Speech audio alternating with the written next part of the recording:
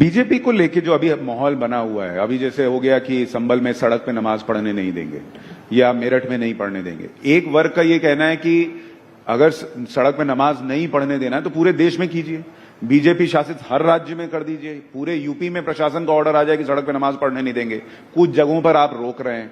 और फिर कुछ लोगों का यह भी कहना है कि अगर ईद के पहले एक दिन पढ़ ही लिया तो क्या ही सड़क घिस तोड़ी जाएगी।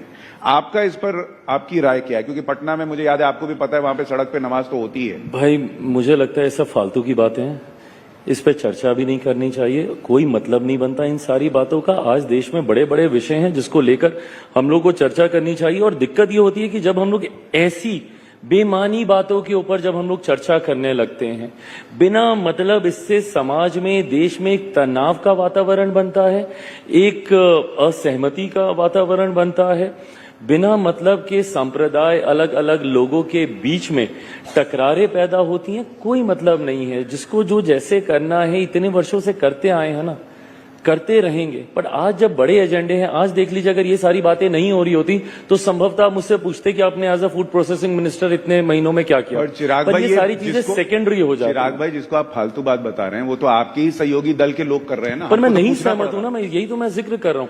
भाई देखिए, मैं 21वीं सदी का पढ़ा लिखा युवा हूं।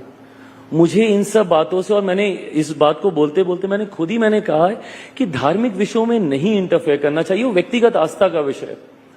मैंने जब इफ्तार दिया, मैं तिलक लगा के गया हूं। अब उसको लेकर अगर ये विवाद खड़ा किया जाए, भाई मेरी आस्था है ना इस पेपर, वो मेरी व्यक्तिगत आस्था है।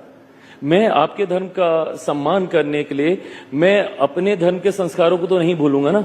बट ये सारे बंद कमरे के पीछे की बातें हैं ना, ये व्यक्तिगत आस्था का विषय है। कईयों की आस्था होती है, कईयों की नहीं होती। कितने हिंदू हैं जो तिलक नहीं लगाते हैं, तो क्या वो हिंदू नहीं है? बट ये सारी व्यक्तिगत आस्था का विषय, इसको क्यों सार्वजनिक तौर पर या इसको क्यों जनरलाइज करने का प्रयास किया जा रहा है? मैं अपने सहयोगियों की भी मैं बात कर रहा हूं। अगर आप उनका भी नाम लेकर बोल रहे हैं कि वो लोग